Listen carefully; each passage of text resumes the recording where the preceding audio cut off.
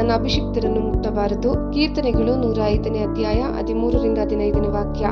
ಅವರು ದೇಶದಿಂದ ದೇಶಕ್ಕೂ ರಾಜ್ಯದಿಂದ ರಾಜ್ಯಕ್ಕೂ ಹೋಗುತ್ತಿರುವಲ್ಲಿ ಅವರಿಗೆ ಯಾರಿಂದಲೂ ಅನ್ಯಾಯವಾಗಗೊಡಿಸಲಿಲ್ಲ. ಆತನು ಅವರ ವಿಷಯದಲ್ಲಿ ಅರಸರನ್ನು ಗದರಿಸಿ, ನಾನು ಅಭಿಷೇಕಿಸಿದವರನ್ನು ಮುಟ್ಟಬಾರದು, ನನ್ನ ಪ್ರವಾದಿಗಳಿಗೆ ಯಾವ ಕೇಡನ್ನು ಮಾಡಬಾರದು ಎಂದು ಹೇಳಿದನು. ಆಮೆನ್. ಅಭಿಷಿಕ್ತರು ಎಂದರೆ ಸಾಮಾನ್ಯವಾಗಿ ದೇವರು ಆರಿಸಿಕೊಂಡ ಮತ್ತು ನಿರ್ದಿಷ್ಟ ಸ್ವಭಾವಕ್ಕಾಗಿ ಪವಿತ್ರಗೊಳಿಸಿದ ವ್ಯಕ್ತಿಗಳನ್ನು ಸೂಚಿಸುತ್ತದೆ.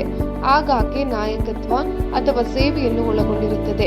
ಇದರಲ್ಲಿ ರಾಜರು ಸೌಲ ಮತ್ತು ದಾವಿದರಂತೆ, ಪ್ರವಾದಿಗಳು ಎಲಿಯಾ ಮತ್ತು ಎಲೀಷರಂತೆ ಮತ್ತು ಯಾಜಕರು ಕೂಡ ಸೇರಿದ್ದಾರೆ.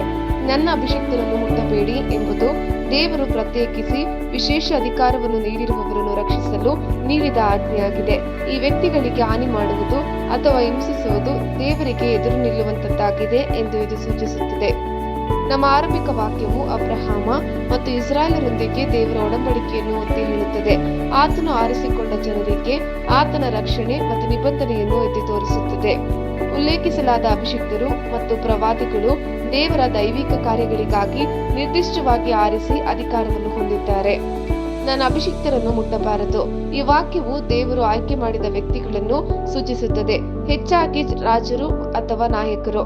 ಅವರ ದೈವಿಕ ನೇಮಕಾತಿ ಮತ್ತು ಪವಿತ್ರೀಕರಣದ ಸಂಕೇತವಾಗಿ ಎಣ್ಣೆಯಿಂದ ಅಭಿಷೇಕಿಸಲ್ಪಟ್ಟರು. ಅಭಿಷೇಕವು ಅವರ ಸ್ವಭಾವಕ್ಕಾಗಿ ಪವಿತ್ರಾತ್ಮನ ಸಬಲೀಕರಣವನ್ನು ಸಂಕೇತಿಸುತ್ತದೆ. ಹಳೆಯ ಒಡಂಬಡಿಕೆಯಲ್ಲಿ ಸೌಲ, ದಾವಿದ ಮತ್ತು ಸೊಲೊಮೋನರಂತಹ ವ್ಯಕ್ತಿಗಳನ್ನು ಇಸ್ರಾಯೇಲಿನ ರಾಜರನ್ನಾಗಿ ಅಭಿಷೇಕಿಸಲಾಯಿತು. ಅಭಿಷಿಕ್ತ ಎಂಬ ಪದವು ಪ್ರವಾದನಾತ್ಮಕವಾಗಿ ಮೆಸ್ಸಿಯನಾದ ಯೇಸು ಕ್ರಿಸ್ತನನ್ನು ಸೂಚಿಸುತ್ತದೆ. ಆತನ ಬಿರುದು ಕ್ರಿಸ್ತ ಎಂದರೆ ಅಭಿಷಿಕ್ತ ಎಂದರ್ಥ. ಮುಟ್ಟಬಾರದು ಎಂಬ ಆಜ್ಞೆಯು ದೇವರು ತನ್ನ ಆಯ್ಕೆ ಮಾಡಿದ ಸೇವಕರ ಮೇಲೆ ಹೊಂದಿರುವ ರಕ್ಷಣೆಯನ್ನು ಸೂಚಿಸುತ್ತದೆ.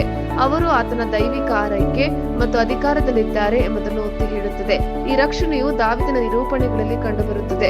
ಅವನಿಗೆ ಅವಕಾಶಗಳನ್ನು ಹೊಂದಿದರೂ ಸಹ ರಾಜ ಸೌಲನಿಗೆ ಹಾನಿ ಮಾಡಲು ನಿರಾಕರಿಸಿದನು. ಸೌಲನನ್ನು ಕರ್ತನ ಅಭಿಷಿಕ್ತನೆಂದು ಒಪ್ಪಿಕೊಂಡನು. 1 ಸಮುವೇಲ 24:6, 26:9. ನನ್ನ ಪ್ರವಾದಿಗಳಿಗೆ ಯಾವ ಕೇಡನ್ನು ಮಾಡಬಾರದು.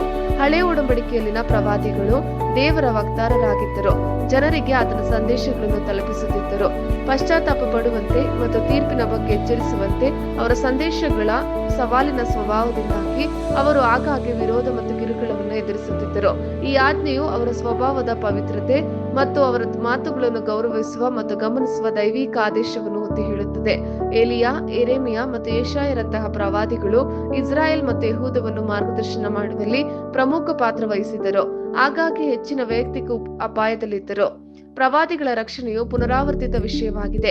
ಎಲಿಯನನ್ನು ಕಾಗೆಗಳು ಪೋಷಿಸುತ್ತಿದ್ದವು. 1 ಅರಸು 17:4 ಮತ್ತು ಎಲೀಷನನ್ನು ಆರಾಮ್ಯ ಸೈನ್ಯದಿಂದ ರಕ್ಷಿಸಲಾಯಿತು. 2 ಅರಸುಗಳು 6:17 ಎಂಬ ವೃತ್ತಾಂತಗಳಲ್ಲಿ ಕಂಡುಬರುತ್ತದೆ. ಈ ವಾಕ್ಯವು ಅಂತಿಮ ಪ್ರವಾದಿಯಾದ ಯೇಸು ಕ್ರಿಸ್ತನನ್ನು ಸಹ ಮುನ್ಸೂಚಿಸುತ್ತದೆ. ಆತನು ತಿರಸ್ಕರಿಸಲ್ಪಟ್ಟು ಶಿಲುಬೆಗೇರಿಸಲ್ಪಟ್ಟನು, ಆದರೆ ಪ್ರವಾದಿ ಹುದ್ದೆಯನ್ನು ಪರಿಪೂರ್ಣವಾಗಿ ಪೂರೈಸಿದನು. ಧರ್ಮೋಪದೇಶ ಕಾಂಡ 18:15, ಅಪೊಸ್ತಲರ ಕೃತ್ಯಗಳು 3:22-23 ವಾಕ್ಯ. ವಿಚಾರ ಮಾಡಲು ಅಂಶಗಳು. ಅಭಿಷಿಕ್ತರು. ಕೀರ್ತನೆ 105ರ ಸಂದರ್ಭದಲ್ಲಿ ಅಭಿಷಿಕ್ತರು ಎಂಬ ಪದವು ಅಬ್ರಹಾಮ, ಇಸಾಕ ಮತ್ತು ಯಾಕೋಬನಂತಹ ಪಿತೃಪಕ್ಷಗಳನ್ನು ಉಲ್ಲೇಖಿಸುತ್ತದೆ. ಅವರನ್ನು ದೇವರು ತನ್ನ ಒಡಂಬಡಿಕೆಯ ವಾಗ್ದಾನಗಳನ್ನು ಪೂರೈಸಲು ಆರಿಸಿಕೊಂಡನು. ಅಭಿಷಿಕ್ತರು ಹಿಬ್ರು ಮಾಶಿಯಾಜ್ ಎಂಬ ಪದವು ದೇವರ ಉದ್ದೇಶಗಳಿಗಾಗಿ ಪ್ರತ್ಯೇಕಿಸಲ್ಪಟ್ಟವರನ್ನು ಸೂಚಿಸುತ್ತದೆ. ಪ್ರವಾದಿಗಳು.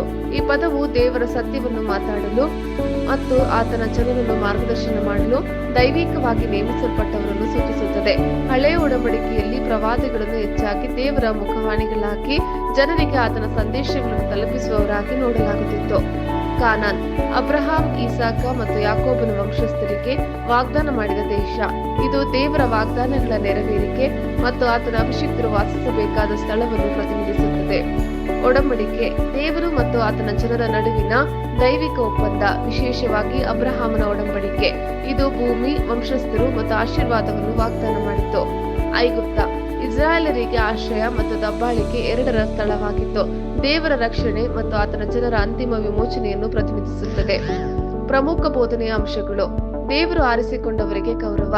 ದೇವರು ತನ್ನ ಉದ್ದೇಶಗಳಿಗಾಗಿ ಪ್ರತ್ಯೇಕಿಸುವವರನ್ನು ಗುರುತಿಸಿ ಗೌರವಿಸಿ. ಇದರಲ್ಲಿ ದೇವರ ರಾಜ್ಯದಲ್ಲಿ ಸೇವೆ ಸಲ್ಲಿಸುತ್ತಿರುವ ನಾಯಕರು, ದೇವ ಸೇವಕರು ಮತ್ತು ಸಹ ವಿಶ್ವಾಸಿಗಳು ಸೇರಿದ್ದಾರೆ. ದೇವರ ರಕ್ಷಣೆ. ದೇವರು ತನ್ನ ಜನರನ್ನು ರಕ್ಷಿಸುವ ವಾಗ್ದಾನದಲ್ಲಿ ನಂಬಿಕೆ ಇರಿಸಿ. ಆತನು ಪಿತೃಪ್ರಧಾನರು ಮತ್ತು ಪ್ರವಾದಿಗಳನ್ನು ರಕ್ಷಿಸಿದಂತೆಯೇ ಇಂದು ಆತನು ತನ್ನ ಸಭೆಯನ್ನು ನೋಡಿಕೊಳ್ಳುತ್ತಾನೆ. ಪ್ರವಾದಿಗಳ ಪಾತ್ರ. ದೇವರ ಸತ್ಯವನ್ನು ಮಾತಾಡುವವರ ಸಂದೇಶಗಳನ್ನು ಆಲಿಸುವ ಮತ್ತು ವಿವೇಚಿಸುವ ಮಹತ್ವವನ್ನು ಅರ್ಥ ಮಾಡಿಕೊಳ್ಳಿ. ಸತ್ಯವೇದದ ಅರ್ಥದಲ್ಲಿ ಪ್ರವಾದಿಗಳು ಮಾರ್ಗದರ್ಶನ ಮತ್ತು ತಿದ್ದುಪಡಿಗೆ ಅತ್ಯಗತ್ಯವಾಗಿದ್ದರು. ಒಡಂಬಡಿಕೆಯ ನಿಷ್ಠೆ.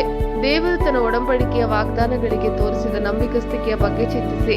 ಆತನು ಬದಲಾಗದವನು ಮತ್ತು ವಿಶ್ವಾಸಾರ್ಹನು, ತಲೆಮಾರುಗಳಾದ್ಯಂತ ತನ್ನ ವಾಕ್ಯವನ್ನು ಪೂರೈಸುವವನು.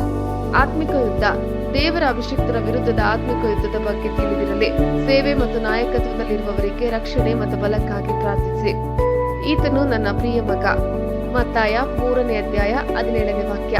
ಆಗ ಈತನು ಪ್ರಿಯನಾಗಿರುವ ನನ್ನ ಮಗನು, ಈತನನ್ನು ನಾನು ಮೆಚ್ಚಿದ್ದೇನೆ ಎಂದು ಆಕಾಶವಾಣಿಯಾಯಿತು. ಆಮೇನ್. ಕರ್ತನ ಕೃಪೆ ನಿಮ್ಮೆಲ್ಲರೊಂದಿಗಿರಲಿ.